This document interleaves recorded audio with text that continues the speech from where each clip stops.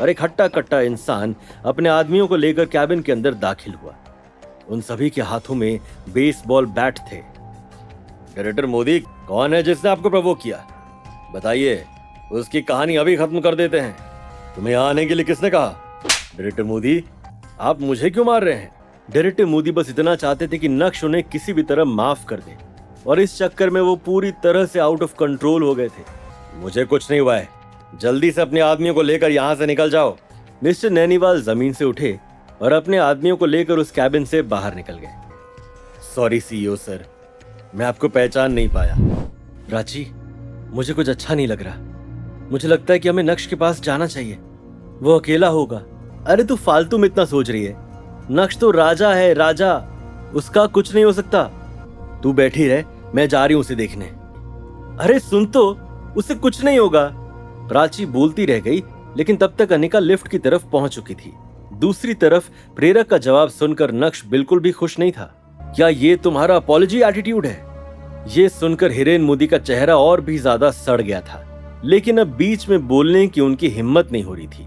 अब उन्हें प्रेरक से कोई फर्क नहीं पड़ रहा था। प्रेरक भी समझ गया था कि नक्श क्या चाहता है। सीईओ सर, मुझसे गलती हो गई। क्या? तुम्हारी आवाज बहुत धीमी है, मुझे कुछ सुनाई नहीं दे रहा है। CEO sir, I am sorry, please मुझे माफ कर दीजिए। अब पते की बात करते हैं। डायरेक्टर मोदी, जो भानुशाली ग्रुप में डेप्यूटी डायरेक्टर हैं, उन्हें डिमोट किया जाता है और उनकी जगह लेंगे डायरेक्टर शर्मा। मुझे मोदी ग्रुप से कोई मतलब नहीं है, इसलिए डायरेक्टर मोदी अपनी कंपनी के वाइस प्रेसिडेंट बने रहेंगे। प्रेरक मोदी को भानुशाली ग्रुप से हमेशा के लिए डिसमिस किया जाता है, और साथ ही साथ मोदी ग्रुप से भी। नक्श ने अपना फरमान सुनाया और कैबिन से बाहर निकल गया।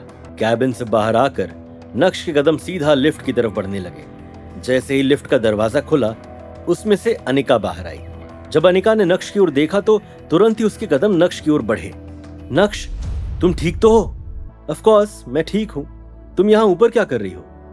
वो डायरेक्टर मोदी से बात करते हुए समय का पता ही नहीं चला। जब मैंने उन्हें आज के मैटर के बारे में बताया तो उन्होंने मुझसे माफी मांगी। अनिका, मैंने बोला था ना तुझे, नक्श जीजू को कुछ नहीं होगा। तू फालतू की टेंशन ले रही थी।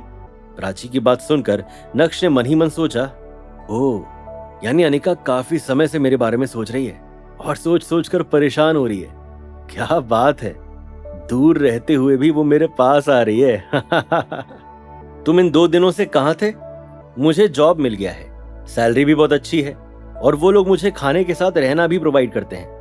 ओह, ये तो बहुत अच्छी बात है। हाँ, लेकिन प्राची का मन बिल्कुल भी शांत नहीं था। हालांकि उसे नक्श की असली आइडेंटिटी पता थी। वो जानती थी कि नक्श ही भानुशाली ग्रुप का नया सीईओ है। भला सीईओ को बाहर जाकर नौकरी करने की क्या जरूरत है?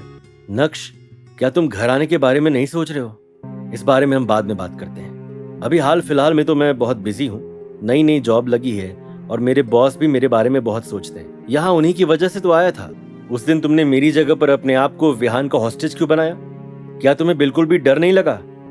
तुम मेरी बीवी हो इसलिए। सॉरी, कुछ काम आ गया है, मुझे अभी कंपनी के लिए निकलना होगा। तुम्हें अपना अच्छे से ध्यान रखना होगा नक्श। ये बोलते हुए अनिका और प्राची वहां से निकल गए। नक्श थोड़ी देर तक वहीं खड़ा रहा और अनिका, जो उसे आज काफी बदली हुई नजर आई, उसके बारे में सोचने लगा। तभी अचानक से नक्श का फोन बजा। नक्श sir, thank you so much promotion के लिए। डायरेक्टर शर्मा, आप उस पोजीशन के लायक हैं। नालायक और लायक में बहुत फर्क होता है। आप समझदार हैं, समझ ही गए होंगे। जी सर, समझ गया।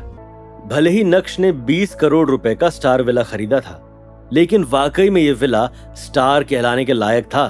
अगले कुछ दिनों तक नक्श ने सिर्फ और सिर्फ अपने स्टार विला पर ध्यान दिया और विला को खूब सारी चीजों से भर दिया। उसके बाद एक सुबह नक्श ने अनिका को कॉल किया। अच्छा, तुम वापस कब आ रहे हो? ठीक है, मैं घर पर ही तुम्हारा इंतजार करूंगी। जब अनिका को पता चला कि नक्श आज घर आ रहा है, अनिका अच्छे से ड्रेस्ड अप हुई और नक्श के आने का इंतजार करने लगी। वो धूमकेतु वापस क्यों आ रहा है? उस दिन तो बड़ा एटीट्यूड में बोल रहा था कि मुझे जावेरी खानदान से कोई मतलब नहीं है, तो अब क्या हुआ? मैंने तुमसे प्रेरक से मिलने के लिए कहा था, मिली तुम उससे? उसके बारे में बात करने की कोई जरूरत नहीं है। और हाँ, मैं नक्श को डिवोर्स नहीं दूंगी। उस दिन उसने हॉस्टेज के तौर पर तुम्हारी जगह क्या ले ली? तुम तो उसके पीछे जैसे पागल ही हो गई हो। मुझे एक बात बता, तेरी और नक्श की शादी को 3 साल हो गए। 3 साल वो तेरे साथ रहा, लेकिन क्या तू एक भी दिन उसके साथ खुश रही? अभी चित्रा ने अपनी पूरी बात खत्म भी नहीं की थी कि तभी अचानक से बाहर से एक आवाज सुनाई दी। उस आवाज को सुनकर तुरंत ही चित्रा के कदम खिड़की की तरफ बढ़े। चित्रा एकाएक शॉक्ड रह गई जब उसने नक्श को ब्रांड न्यू स्पोर्ट्स कार से बाहर निकलते हुए देखा। मम्मी जी केम छो, मजामा या खूब मजामा थी। नक्श, ये तुम ही हो ना? मम्मी आ तो कई कर रही छे? मैं आ गया। अरे वो मेरे बॉस की कार है, आज मैं छुट्टी पर हूँ तो उन्होंने मुझे अपनी कार दे दी। ओह, तो ये तुम्हारे बॉस की कार है। मुझे लगा कि तुम सक्सेसफुल इंसान बन गए, लेकिन ऐसे सौभाग्य कहाँ जावेरी खानदान के। क्या होगा जब चित्रा को पता चलेगा कि नक्श खरीद सकता है ऐसे हजारों स्पोर्ट्स कार?